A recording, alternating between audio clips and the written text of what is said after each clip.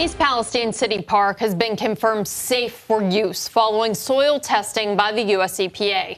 Testing was conducted in response to concerns about the potential for soil contamination. Tonight we continue our special 27 investigates on the East Palestine train derailment. Digital reporter Jennifer Rodriguez and meteorologist Ryan Alicki look into the hot bearing detectors and the changes made after our questions were asked. Ryan joins us with what they uncovered. Yeah, when the derailment happened, I was very curious about the sparks that we could see coming from the train in some of those security camera footage that we saw. Now, my father's a retired railcar brake inspector, and he and I had talked about this. He suspected overheated wheel bearings. As we began digging, we learned early railroads rely on sensors called hot bearing detectors to warn of this problem. They look like this, and we started digging into where those detectors are located and why they didn't prevent this disaster.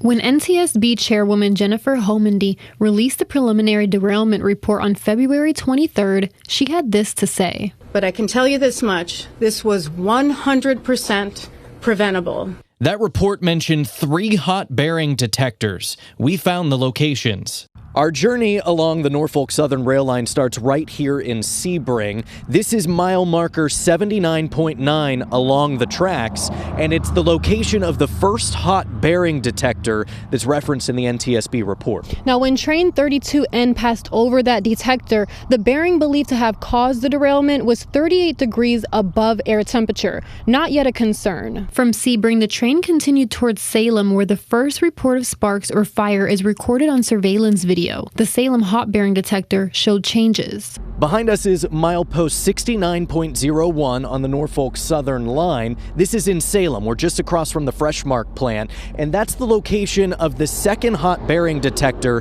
referenced in the NTSB preliminary report. When train 32N reached this detector, the temperature of the bearing in question had risen to 103 degrees above the air temperature. And between the Sebring detector and this one, the bearing temperature increased by 65 degrees, but it was still below inspection criteria. From this point on, a long distance was traveled before the next detector was passed. The train continued to East Palestine. Through this stretch, cameras capture sparks or fire continuing under the train, but there was no other hot bearing detector until the train reaches East Palestine.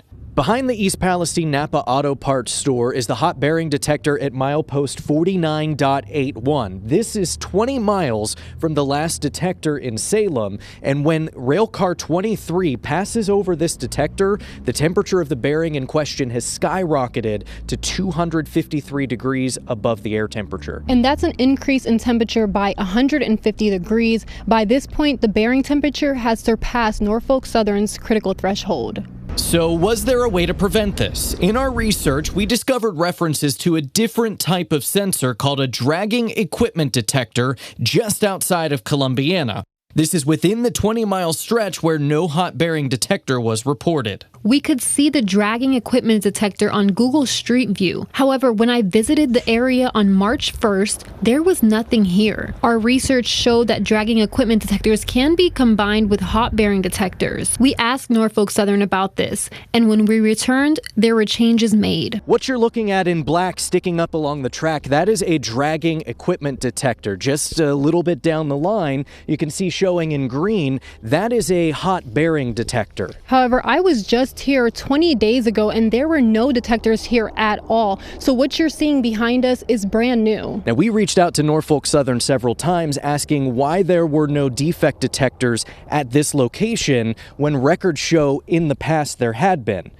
Had there been a detector here at that time, it is very possible the defect would have been caught before the train derailed. The average temperature increase of the bearing between Sebring to East Palestine was approximately 7 degrees per mile.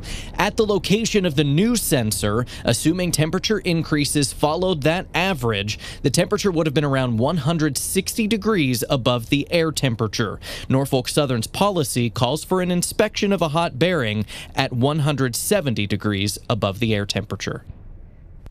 Now, since our story first aired during First News at 5, we have received a response from Norfolk Southern about that dragging equipment detector.